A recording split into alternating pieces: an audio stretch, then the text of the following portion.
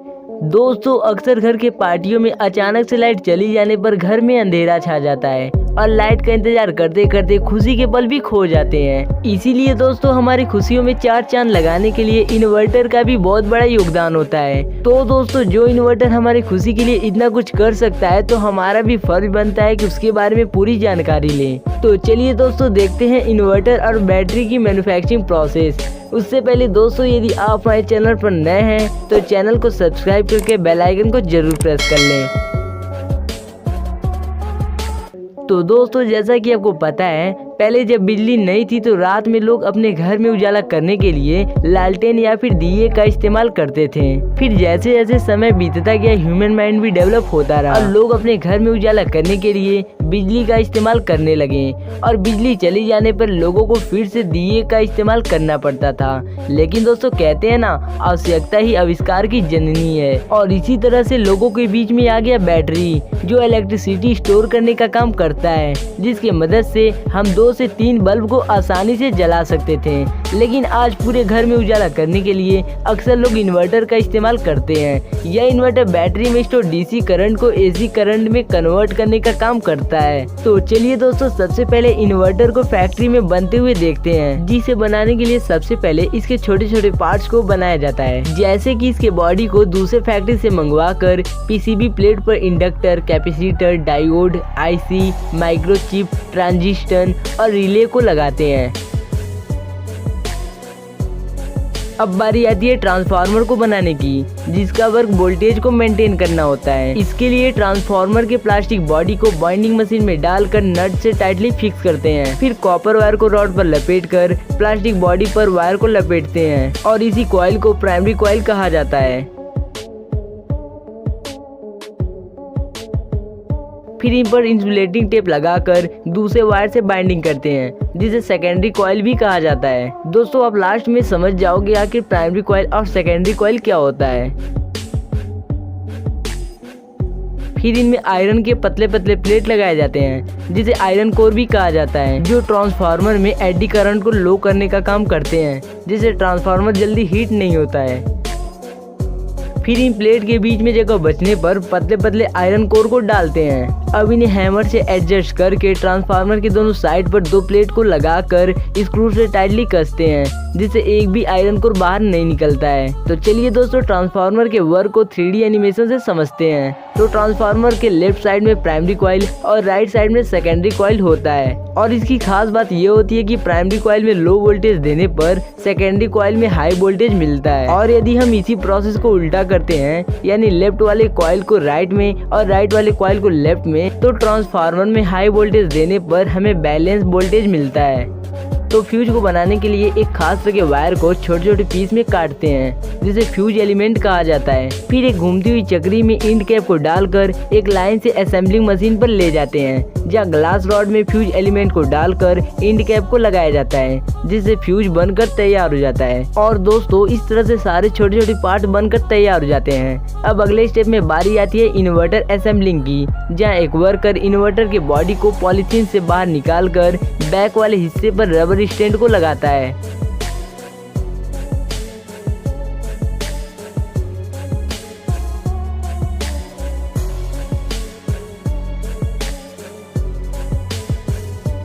फिर इसके दूसरे स्टेप में कंडेंसर को लगाकर वायरिंग करते हैं और इसी दौरान इन्वर्टर के गर्मी को शांत करने के लिए फैन को भी असेंबल करते हैं।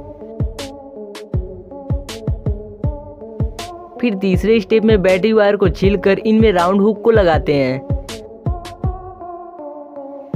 अब ट्रांसफार्मर फिटिंग प्रोसेस में ट्रांसफार्मर को इन्वर्टर के बॉडी के अंदर डालकर स्क्रू से टाइटली कसते हैं। फिर 5वें स्टेप में एक प्लेट पर डिस्प्ले पैनल लगाकर स्क्रू से टाइटली कसते हैं। दोस्तों यह डिस्प्ले इन्वर्टर का हालचाल बताता है, जैसे कि बैटरी में कितना पावर बचा है और इन्वर्टर में कितना वोल्टेज पास हो रहा है।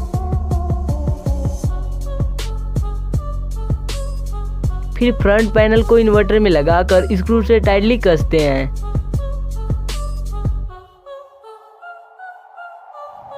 अब आउटपुट सोल्डरिंग प्रोसेस में ट्रांसफार्मर से 2 वायर को अटैच करते हैं। फिर 8वें स्टेप में इन्वर्टर की जान यानी पीसीबी कार्ड को असेंबल करते हैं। इसी कार्ड की मदद से पूरा इन्वर्टर ऑपरेट होता है। मानो तो यही इन्वर्टर का लंग्स, हार्ट, किडनी या फिर सारा कुछ यही होता है।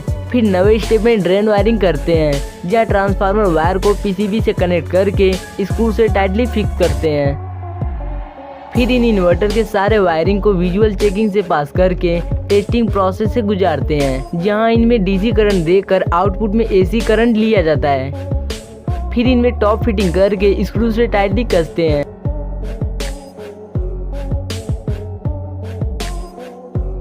और इसके वायर को लपेट कर रबर से बांध देते हैं। अब इसके बॉडी को एक खास तरह की क्रीम से वॉश करके पॉलीथीन में पैक करते हैं।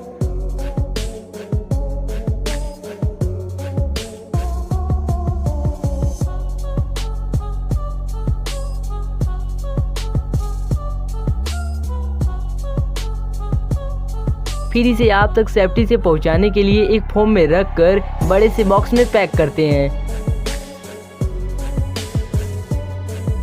और इनमें कंपनी का डॉक्यूमेंट यानी वारंटी कार्ड को रखकर बॉक्स को टेप से क्लोज कर देते हैं। अब ये इन्वर्टर आपके घर में उजाला करने के लिए तैयार है। लेकिन दोस्तों शायद आप इस बात से वाकिफ नहीं है कि इन्वर्टर और बैटरी का चोली दामन का रिश्ता है, क्योंकि बैटरी के बिना इन्वर्टर डीसी करंट को एसी करंट में कन्वर्ट नहीं कर सकता। इसीलिए दोस्तों आपको इन्वर्टर के साथ बैटरी की भी मैन्युफैक्चरिंग जानना बेहद जरूरी है। तो दोस्तों बैटरी की मैन्युफैक्चरिंग देखने से पहले बैटरी के सारे पार्ट को 3D एनिमेशन से समझना बेहद जरूरी है। तो सबसे पहले बैटरी के बॉडी में इन प्लेट के बंडल को डालते हैं, जहाँ ये प्लेट के बंडल 4 नेगेटिव प्लेट और 3 पॉजिटिव प्लेट के अरेंजमेंट से बने होते हैं। फिर लास्ट में बैटरी के बॉडी को क्लोज करके बैटरी को तैयार कर लेते हैं। दोस्तों ये प्रोसेस आपको देखने में जितना आसान लग रहा है वास्तव में इतना आसान है नहीं। तो चलिए इसी प्रोसेस को फैक्ट्री में बड़े पैमाने पर देखते हैं। तो सबसे पहले बैटरी बनाने की प्रोसेस चालू होती है इसके बॉडी को मोल्डिंग मशीन द्वारा तैयार करने से।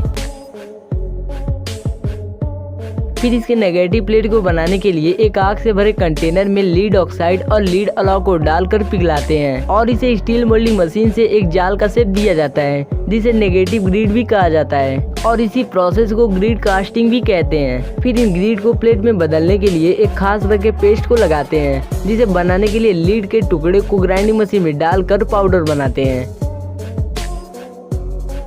फिर इन्हें मिक्सर मशीन में डालकर स्पेसिफिक ऑयल के साथ मिक्स करते हैं और आटे जैसा हो जाने पर ग्रिड पर पेस्ट को लगाते हैं और इसी तरह से प्लेट बनकर तैयार हो जाता है। फिर इन्हें 72 आवर तक रूम में रखकर अच्छी तरह से सुखाते हैं। अब बारी आती है पॉजिटिव प्लेट बनाने की, जिसे ट्यूबुलर प्लेट भी कहा जाता है। इन प्लेट को बनाने के लिए नायलॉन कपड़े को पतले और लंबे आकार में काटकर ट्यूब बैग तैयार करते हैं। फिर इनमें लीड से बने रॉड को डालकर लीड ऑक्साइड फिलिंग करने के लिए दूसरी यूनिट में भेजते हैं, जहां कुछ वर्कर इन ट्यूब बैग में लीड ऑक्साइड को फिल करते हैं। ट्यूब अच्छी तरह फिल हो जाने के बाद इनमें कैप को लगा दिया जाता है और इन्हें सल्फ्यूरिक एसिड में डालकर बैग में पूरी तरह मिलने के लिए छोड़ दिया जाता है। फिर इन्हें बाहर निकालकर 24 आवर तक सुखाते हैं। फिर इन पॉजिटिव प्लेट पर पीवीसी सेपरेटर को लगाते हैं, जिससे नेगेटिव और पॉजिटिव प्लेट को कंबाइन करने से शॉर्ट सर्किट ना हो।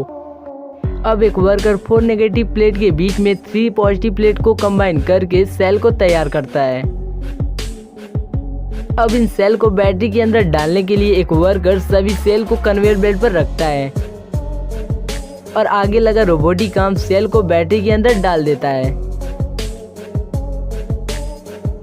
फिर एक मशीन सभी सेल के टर्मिनल को दबाकर सेल को एडजस्ट करता है। अब इन बैटरी के ऊपर कैप लगाकर परमानेंट सील किया जाता है। फिर इन बैटरी के टर्मिनल को गर्म करके रॉड का शेप दिया जाता है, जिससे बैटरी में प्लग को लगाने में कोई दिक्कत ना हो। अब इनमें हैंडल को लगाकर एल्युमिनियम शीट को टर्मिनल के ऊपर पिघलाते हैं, जिससे टर्मिनल और भी मजबूत बन जाता है।